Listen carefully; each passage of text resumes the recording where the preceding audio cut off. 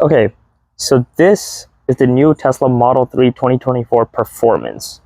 I've been using it now for the past 1 week, and I gotta say, it's pretty good. I like it a lot. It is my first car purchase ever, and it's also my first EV purchase. So I've never driven an EV before, so it's kind of both for me. And as you can see, I did get the windows tinted in the car. If you're wondering what percent tint I got 20% in the back as well as 20% all around the sides, the side windows. But then in the front windshield over here, I got 50% tints. So I think this is still pretty sufficient for heat rejection. It does prevent me from putting down my visors as often when the sunlight is out. So it's good in that front. And as you can see with the new 2023 Model 3 Performance, 2024 Model 3 Performance, they have new tires. They have these 20-inch tires, and they have a staggered setup going on. So back tires are actually wider in comparison to the front tires. And as you can see, these wheels have aero cap covers. So you can remove these covers if you want to do that with a prying tool or something to give you that more sporty feel. It does decrease range by a little bit, but you still have that option to do so. And a couple more things to note. If you live in the United States, you are eligible for a $7,500 tax credit, provided that your income is below $150,000 if you file single. So I was eligible for that $7,500 tax credit, so that's why I decided to buy the car. Another criteria is that for the Model 3 Performance specifically, the car price cannot exceed $55,000.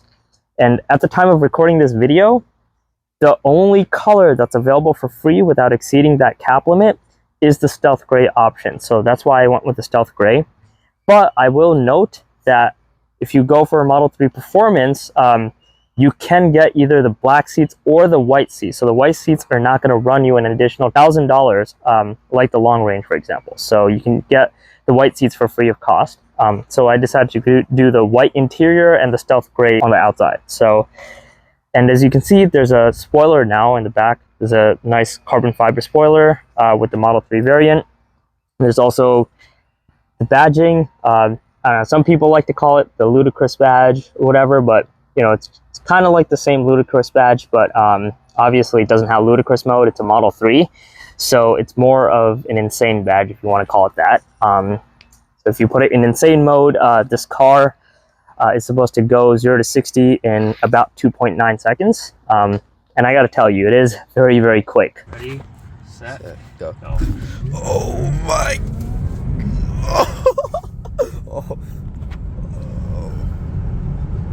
But obviously battery life plays a role in it too, so just keep that in mind. Now, if we actually go inside the car, I'm just going to go open up the car itself. You can see a couple of differences. First of all, the steering wheel over here. The steering wheel does not have any stocks. They basically resorted to these capacitive touch buttons, which I gotta say, I'm not the biggest fan of, but over time you do get used to them. And one more thing, like I already mentioned, I went with the white interior, and now you can see that there's badging as well, the ludicrous badging, and we have the bucket seats set up over here in the front for the Performance variant. And now if I actually go inside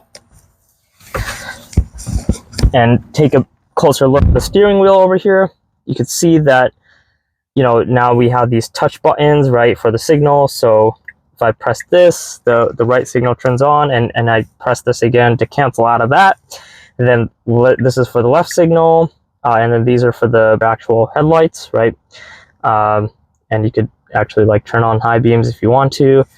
And then I believe this is for the cameras. You know, it's going to pull up like all the cameras.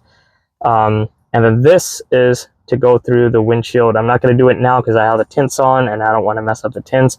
But this is usually what you use to activate your windshield. But usually what I do is I go to the controls. So press this car icon, go to controls, and I just leave everything in auto just so that I don't have to mess around with it.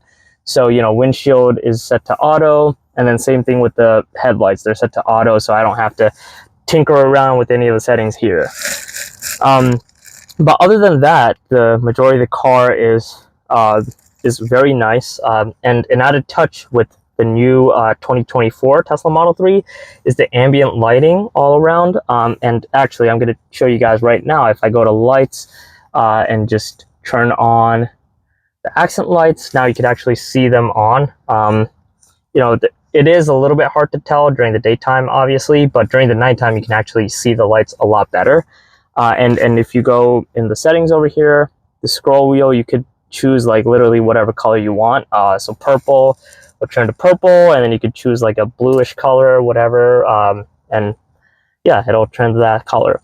I will say it is very nice to look at during the nighttime. During the daytime, you can't really tell, but usually I just leave it on night only just to conserve a little bit of battery life over there. One more thing to note, obviously this new Tesla doesn't have any stocks, right? So the way to shift out of different driving modes, right? Like to shift out of park and drive and whatnot, you literally just press the brake.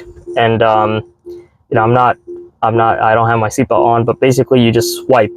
You just use the swiper, the slider over here on the tablet. Or as an alternative, you can also use these buttons. You can't see it in the video, but you know, they're capacitive buttons, and you know, they light up when you touch them. But you can cycle through these capacitive buttons if you want to do that. But usually that's kind of like a last resort mechanism when the slider on the tablet doesn't work. And then your hazard lights are also up here, so you kind of just touch that to activate the hazards, and you touch it again to cancel out of that. But yeah, that's pretty much how the Model 3 looks. Just wanted to do a quick video, just highlighting, you know, the major changes from the previous version Teslas to this version. Again, I'm still getting used to all the controls, so still definitely a bit new. But you know, I'm liking it so far. It's definitely a bit of a learning curve, but I like it. And now with the whole storage setup, I actually ended up buying this on Amazon.